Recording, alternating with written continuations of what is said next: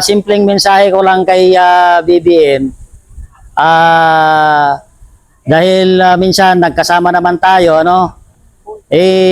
Kung mayroon kang pagmamahal sa iyong bayan at sa mamamayang Pilipino, dahil marami naman na ang naging witness na talagang ang inyong pamumuno sa ating pamahalaan ay hindi naman na naging successful dahil marami naman ng mga negatibong lumalabas. Kung ako sa iyo, bumaba ka na lang sa iyong pwesto para sa ganon ang ating gobyerno o pamahalaan ay makausad na. Ano, dahil marami ng pending na mga proyekto ng gobyerno na dapat sana ay matamasa ng mamamayang Pilipino. At pangalawa ay para sa ganon ay mapakulong na kung sino talaga ang mga dapat managot sa mga isyong flood control scandal. Pero sir, kababayan mo si BBM. Sa akin naman, wala namang kaso sa akin yun kung si BBM ay kababayan ko, kapwa Ilocano, ang kanyang tatay. Dati nating sinuportahan siya sa pamamagitan ng Uniteam. Ang atin namang dito ay ang tamang serbisyo publiko sa taong bayan na dapat matamasa ng bawat mamamayang Pilipino at mapanagot ang mga magnanakaw sa ating kaban ng bayan. Yun lang ang natin. Kahit sino namang presidente ang uupo diyan, kung sila naman ay talagang involved or sila ay nagnakaw sa kaban ng bayan, ay dapat managot. Kahit pa na kababayan natin, kamag-anak natin, ay kung talagang ang batas ang manaig, kailangan batas ang dapat masunod.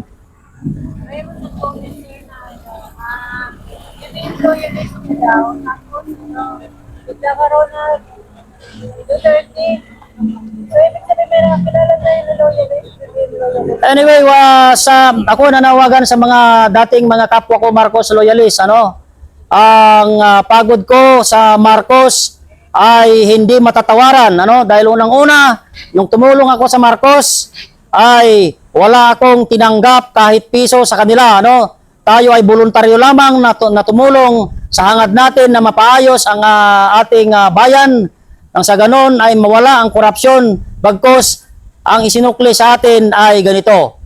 Maraming mga kurap sa loob ng ating gobyerno ngayon, na ito ngayon ng ating pinoprotesta sa lansangan at sa labas ng Senado. So, itong mga nagsasalita na mga Marcos loyalists at tinatanong nila kung bakit ako nag-Duterte ay kadahilanan na nakita ko ang Duterte ay may tunay at isang salita. Nakita naman natin nung si President Digong ang nakaupo ay talagang linansag niya ang mga komunista, lalong-lalo na ang mga droga na nagkalat sa ating pamayanan.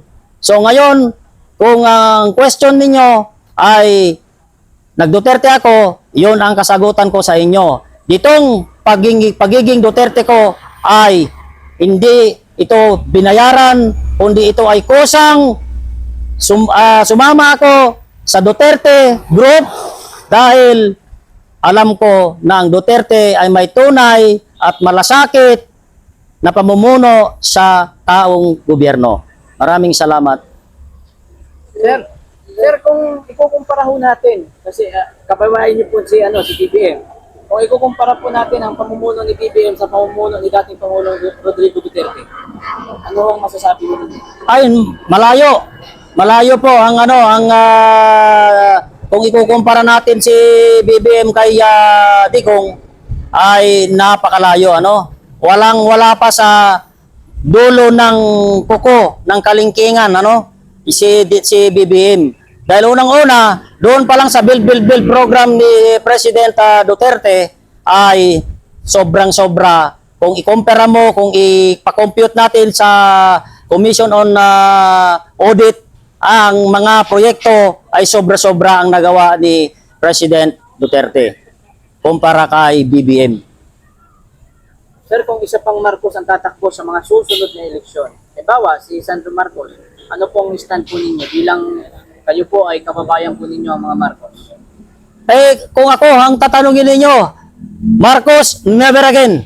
Dahil unang-una, wala na silang naipat na patunayan sa taong bayan. Dahil nung kami ay magkasama ni BBM sa kanilang opisina dyan sa Sunset View Towers, nung inakbayan ako, ang sabi niya, huwag kang mag-alala dahil gagawin ko ang lahat para sa ganon mapatino ang ating bayan. Pero kabaliktaran ang nangyari dahil dumami lalo ang mga korap. At ngayon, pinipigilan nila ang paglabas ng katotohanan dito sa Senado. Sir, anong masasabi mo dun?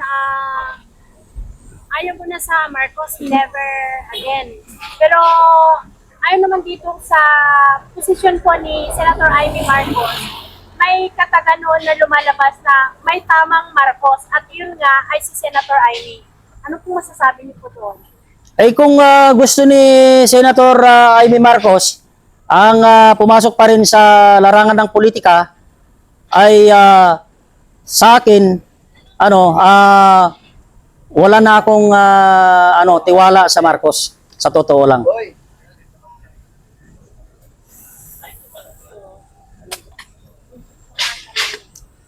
May katanungan pa ba? Magtanong lang kayo. Sir, ako sir. Sir, sa tingin po ninyo, ano po yung pinaka-main reason kung bakit napakarami yata first time nang karoon ng mga barbed dito sa Senado?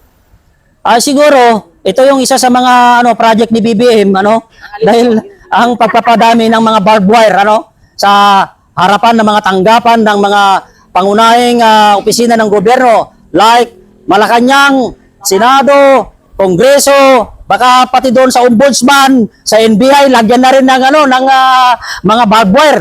So, maganda yan, ginagawa ni BBM. BBM, sasaludo sa inyo ang mga bangag na loyalista kung ganun ang mangyayari, padamihin ang mga barbed wire para sa ganun ay mapigilan ang mga taong bayan na magsalita laban sa iyong pamahalaan.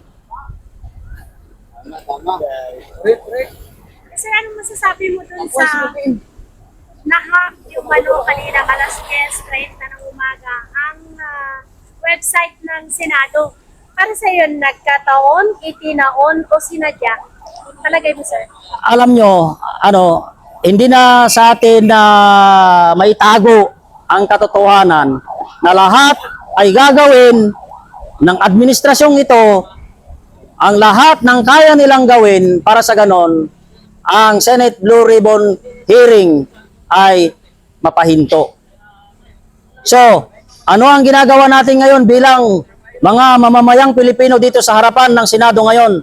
Nandito tayo sa Senado ngayon dahil gusto nating magpatuloy ang Senate Blue Ribbon Committee hearing tungkol dito sa flood control scandal. Para sa ganon, ay malaman ng buong bayan ang katotohanan kung sino-sino talaga ang mga magnanakaw sa kaban ng bayan. Sabi ng tulpo, sinungaling daw yung mga marino. Kung sinabi ng mga tulpo, sinungaling, kung gusto nila, huwag nilang pigilan ngayon ang Senate Blue Ribbon Hearing Committee na magpatuloy yung hearing ng mga Marines, ng mga witnesses. Pagbigyan nila yung mga Marines na yan para sa ganon mapakinggan kung sino talaga, kung wala talaga silang pangalan dyan sa listahan ng mga binigyan nila ng maleta. Di ba? Bakit nila harangin kung hindi sila totoo? Sabihin nila, o sige, sila sinungaling. Okay, kung sila ay sinungaling, okay, pumayag na sila na magpatuloy ang Senate Blue Ribbon Committee hearing para sa ganon ay talagang mapatutunayan natin kung ang mga tulpo talaga ay hindi diniliberan ng 18 Marines ng mali-maletang pera. Bilang veteran supporter, sir, ikaw ba hindi mawala ng pag-asa sa nangyayari ng pag-ibig na halos lahat ng voter kinakasuhan? Kaya nga sinasabi ko kanina, lahat ng mga pro Duterte na mga senator, kaya gusto nila talaga itong mga makasuhan itong mga ito dahil nga ang talagang main objective nila ay para sa ganon ay mapatigil ang Senate Blue Ribbon Committee hearing tungkol sa flood control scam. Palagay mo, sir, hanggang saan naaabot itong ulo na to? Kung ang taong bayan ay makinig sa ating panawagan dahil lantaran naman na at hindi na lingid sa kalaman ng lahat na ang rampant corruption sa ating national government ay nangyari na. Ngayon, kung ang taong bayan ay lalabas bukas para sa ganon ay ideklara ang isang makasaysayang people power, ay magtutuldukan bukas ang ating paghihirap bilang mamamayang Pilipino, at sa susunod na mga araw ay makukulong na rin ang mga at mapanagot ang kung sino man ang mga magnanakaw sa kaban ng bayan. Sir, konti na lang. Sir, mensahe po ninyo kay Chis Escudero. Dahil siya yung naging dahilan, bakit nag-assume itong si Wing Gatchalian para maging acting Senate President? Mensahe ko kay Senator Chis Escudero, sana bago ka lumipat sa minority block, ay pinag-isipan mo sana muna kung ito ba ay makabubuti sa ginaganap na Senate Blue Ribbon Committee hearing at makakasama ba ito sa pagtuklas ng katotohanan sa ginaganap na hearing, at sana hindi nagbago ang isip mo. So ngayon, nasa minority block ka na, sana ay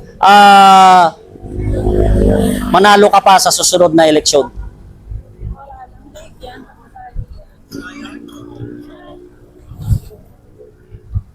May tanong na ako, sir.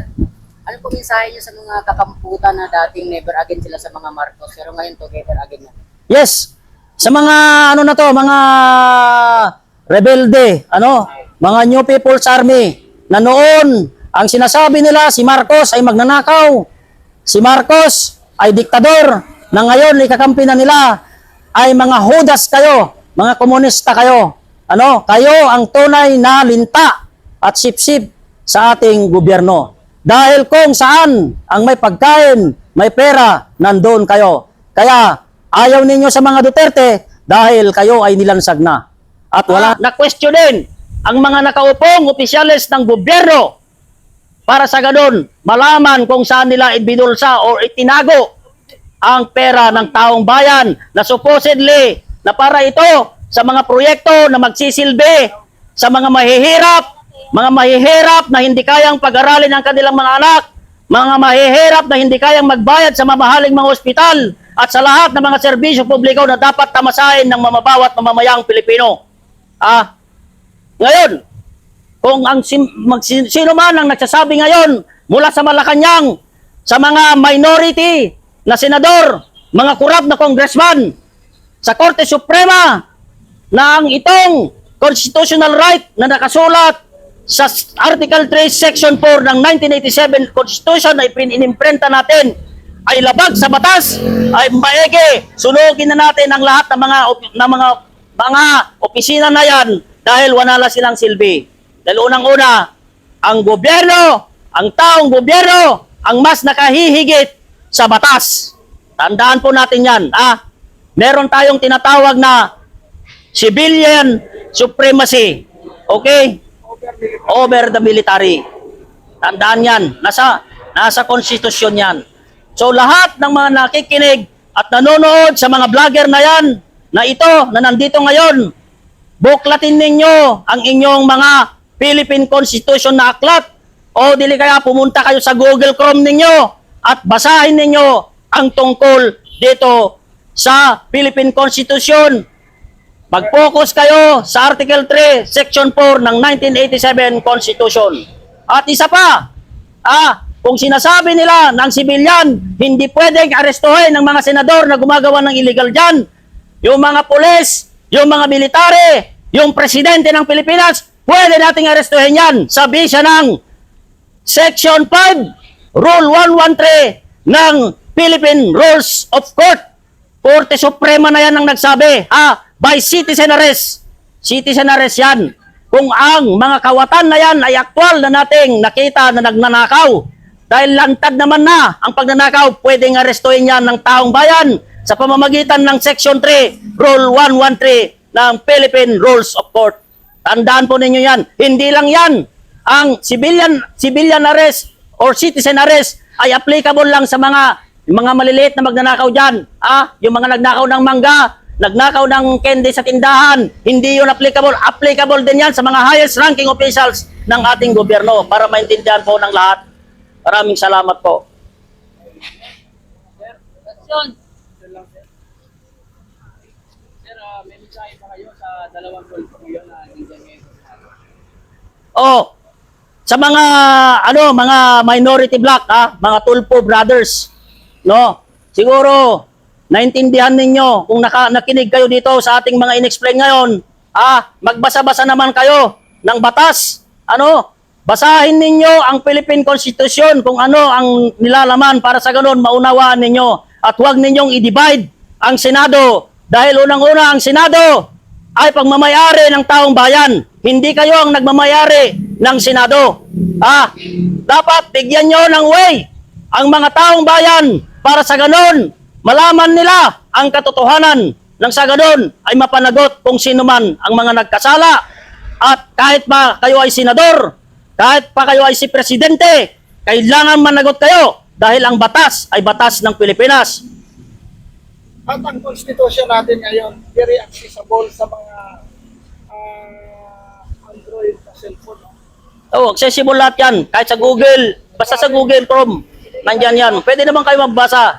Alam no ninyo, ang sabi nga sa sa kasabihan sa law, excuses to the law, ignorance to the law, excuses no one. So, kailangan basahin ninyo kung ano yung karapatan nyo. Nandyan, sa civil right. Yung civil rights natin, nandyan sa loob ng konstitusyon. Very simple. Kung talagang matalinong mga leader yan, intindihin na lang nila ang preamble ng ating konstitusyon. Very simple. Lang yun. Nandun lahat yun. So ano pang pwede nating i-explain dyan? Pinaikot-ikot na lang ang taong bayan eh. So kailangan natin talaga lumabas na. Lumabas ang taong bayan. Sumuporta na tayo dito sa ating ipinaglalaban para sa ganon matuntun natin kung sino ang karapat-dapat makulong para pagdusahan ang ginawa sa taong bayan. Pero, kung sinabi ni Rafi dito, na tinawag niya ng mga kargador itong dating mga Marines. Kung sinabing kargador, wala namang problema sa kargador eh. Di ba? Malinaw naman. Ibig sabihin, kung sinabi niyang kargador, ang mga 18 Marines na yan, ibig sabihin yan, ina-admit niya na nag-deliver sila sa kanila ng mali-maleta. Sa maliwanag ba? Ibig sabihin, nagpakarga pa siya sa mga Marines. Kasi kargador Bakit niya sasabihin na kargador sila? Ibig sabihin, inamin niya na may nag-deliver sa kanya. Yun lang naman yun eh. Di ba? Masama yung magnakaw, anong kinarga? Hindi nga, unang-una nga, Spilyar. Sir, Kargador din yan sa wala yung mic yan eh. Sir, tanong lang. Dati ba naging idol niyo rin ho si Senator Rafi Tulfo? Never kong naging idol sila Tulfo. Alam niyo kung bakit? Alam niyo, pati pamilya, mag-asawa, pinakialaman nila. Labag yun sa batas yun, pakikialaman mo ang pamilya dahil meron naman tayong family code eh. Yung family code yan, meron naman yung mag-asawa, pwede naman sila dumulog doon sa tawag nito, sa social women's desk. Di ba may mga naman yan eh. Bakit niya pakikialaman yan? Kasi gusto nilang magpasikat para sa ganon, makilala sila ng taong bayan at papasok sila sa politika. Dahil sila rin may mga political interest din. So ngayon nangyari na, di ba? 2 tulpo pa ang pumasok sa Senado, merong isang tulpo rin na pumasok sa Kongreso. Yun ang kasi nagpaano sila ng marami nilang mga supporters, viewers, naging sikat sila. So naging ganon ang naging kalalabasan nila. So wag nilang sabihin na dahil nandiyan na sila sa Senado, masasabi na lang nila kung anong gusto nila na na parang kanto boys na sa loob ng Senado, wag naman ganon, ang mga kasama naman nila diyan sa Senado ay mga nag-aral naman yan ng abogasya. So ganon, dapat sundin nila ang batas. Kung ano yung mga role doon sa loob ng Senado, sundin nila. Huwag silang mag-jump sa mga konklusyon nila na hindi naman nila pinag-aralan ito. Sir, ito lang sir. Sir, mensahe po ninyo kay Senator Wing Gatchalian kasi inaako niya ngayon na siya na yung acting Senate President eh. Ang mensahe ko naman kay Senator Win Gatchalian, being a fake pro tempore Senate President, ano? Huwag naman ganun. Alam niyo, matagal na rin kayo sa Senado eh. So, alam niyo kung ano ang tama at mali, ano? So, kung hindi ito pumasa sa botohan, yung pag-upo bilang isang Senate President, huwag ninyong huwag ninyong akuhin kasi alam naman ninyong peke yung yung ginawa ninyo. So, sumunod lang tayo sa rules ng na ang dapat sundin si Senate President Alan Peter Cayetano, ang nasa tunay na liderato, ibinoto ng majority. So, kailangan siya ang masunod, hindi yung mga peking botohan na ginanap diyan sa loob ng Senado. Sir, pero sa tingin ho ninyo, ano kaya yung pinakadahilan? Ano yung nakikita niyong dahilan? Kung bakit inagaw nila yung pilit nilang inagaw yung pamumuno sa Senado? Inagaw nila yung yung posisyon ng majority block kasi ang gusto nila mapahinto yung Senate Blue Ribbon Committee tungkol doon sa flood control project flood control scam or scandal na natin. Yun yung mga mga issue na dapat nilang tigilan para sa ganun lahat ng pangalan na nandun sa listahan ni Zaldico, dahil yun ang kinakatakutan nila, ang paglabas ni paglabas ni Zaldico, dahil itong mga sinasabi ng 18 Marines ay totoo. Dahil kung hindi totoo yan, bakit hindi nila hayaan? Kung wala silang kinalaman dyan, bakit hindi nila hayaan itong 18 Marines na maghayag ng kanilang mga affidavit para sa ganun ay mailantad nila kung sino-sino talaga ang mga taong diniliberan nila ng malimaletang mga pera na hindi lang ito bilyon kundi trilyon na rin. Ito masakit sa taong bayan na ito harap-harapang ginawa nilang pagnanakaw sa ating kaban ng bayan ay isang pagtataksil, pagtatraidor sa ating mga kababayan bilang isang mamamayang Pilipino. Sir, maaari ba malaman sa pangalan niyo, sir? Pangalan ko, ako si Rodel Dupaya Jerez, founder and president ng Kilusan ng mga bagong leader sa Pilipinas, Organization Incorporated. Isa akong leader ng Duterte Solid North at isa akong kabilang sa Alab Pilipinas. No, ako yung spokesperson ng Alab Pilipinas.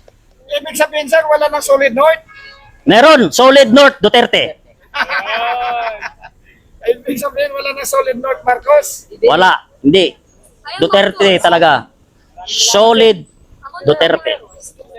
Okay, maraming salamat. Ako yung totoong BBM.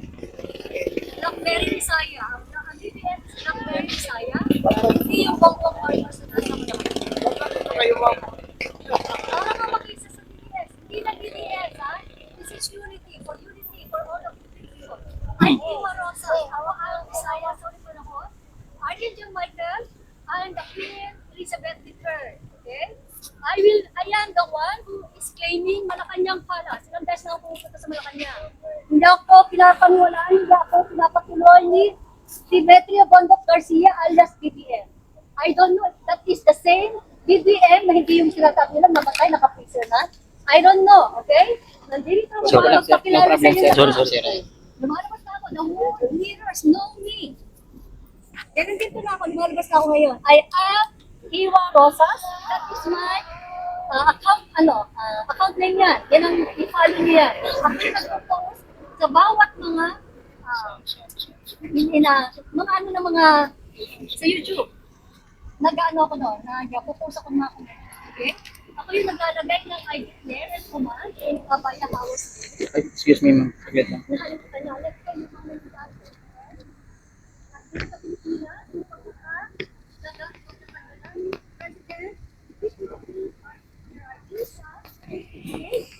Sound check.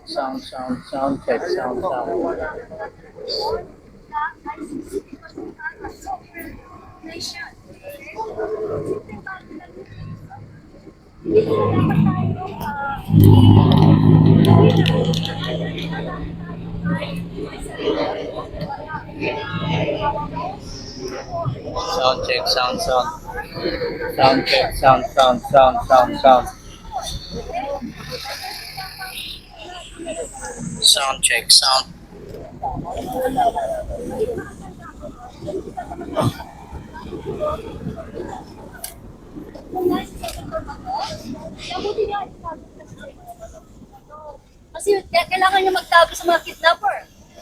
Gobyerno nagkikidnap ngayon. Okay? Antiwa Rosa, Wilma Rose, okay? Okay lang. Ang tunay kong mga magulang ay si President Ferdinand Adrelin Marcos at ang aking nanay ay si First Lady Imelda Marcos, okay? Nagsasalita na ako sa mga MRT, LRT trend. Okay? Sinasabi ko na yung katotohanan. Pinalabas na ako ng ama para magpakilala sa inyong lahat at spread ang balita. Dahil mga Pilipino din nila alam kung anong nangyayari ngayon. The world leaders know kung sino po ako. Okay? I am the mag-receive. Sa mga gusto magsalita, kuya, at may asikasuin lang ako ng konti. At dyan yung ating DRS. Asa na? Okay. Sino pa po? Kababayan? Ano ba? Sikat! Sana si Sikat. Upal Sino pa po? Mayor Ang nais magpahayag Okay, pumunta kayo dito. ng saloobin. At mamaya, Dininay ng mayor mo. Ang ano? Permit. Mayor mo yan eh. okay. Dininay yung permit. Upal talaga yung mayor mo na yan. Ang hapon sa lahat. Buhay mo ba? Nabalitaan naman natin ngayon. Nasa Mindanao ay binagsakan po ang masamang balita. Naapektuhan po ng lindol. So ngayon, dito natin makikita na pati sa ganitong sitwasyon, gagawin na lang ang diversyon, ang pamamahagi ng bigas. Ibis ayuda, 20 lang ang kilo. Parang tatuhan. Dami ng inabuso. Hindi lang karapatan ng mga matatanda, karapatan ng mga kabataan para sa kanilang kinabukasan, inabuso, ninakaw, mga walang hiya. Sobra na, tama na. Ang hagupit ng taong bayan ay nagsisimula na. Kaya lahat yung nagbebendalo dyan, kanina ako naka-blue. Inaantay ko siya na lumabas, yayakapin ko siya hanggang mag-violet. Kaso hindi lumabas eh. Nanginig siguro yung tuhod o kulang sa pampagana. Bendalo, ito lang masasabi ko sa iyo. Lantaran na ang pera ng taong bayan. Bilang babae ko, kawawa ang taong bayan. Maraming gutom sa lansangan. Pero bakit? Yung mga nakakatanggap, mga tambay pa. Hindi nyo ba nakita yung mga nasa laylayan? Butot naman na lang namamatay, kawawa dyan sa lansangan. Tapos pinagkadarapan nyo na mamahagi kayo ng ayuda. Pero nakakatanggap, yun pang may mga trabaho. Pero yung mga senior citizen, nakapuspalad, paano sila? Imbis na magkasundo kayo para gumawa ng batas, nag-aaway-aaway pa kayo dyan sa loob ng Senado. Gusto nyo malaman ang katotohanan, pero gumagawa kayo ng sarili ninyong ribbon. May viral ngayon na ribbon, black ribbon, nilabas na. Nasa social media, kalat na ngayon. Ayaw nila sa blue, gusto nila doon sa itim na ribbon. Nagluluksa na kayo sa inyong bukas dahil hindi natin alam, baka kangkuman na kayo pupulutin. Kayong mga senador dyan, imbis na impeachment ang inyong tutukan, pagtuunan niyo naman ang pansin ang Anti-Elderly Abuse Act na nakabinbin sa Senado. Matagal na yan nakabinbin dyan sa inyong mga lamesa. Ano ba ang tingin niyo dyan sa mga papel na inihain sa inyo? Basura. Pagdilatag, hindi nyo lang binigyan ng prioridad. Masinukunan nyo ang impeachment na wala namang patutunguhan. So, nakatanggap na nga kayo ng maleta, kaya nakafocus kayo dyan. Totoo naman talaga, dinay ka pa ng dinay. Gusto mong kwelyuhan ang mga senador na gusto iharap ang may alam sa blood control Scandal. Pero anong nangyari? Ba't nanginig ang tuhod mo? Akala ko ba, matapang ka. Matapang ka lang pala kung may camera. Ganyan ang ugali ng tulpo.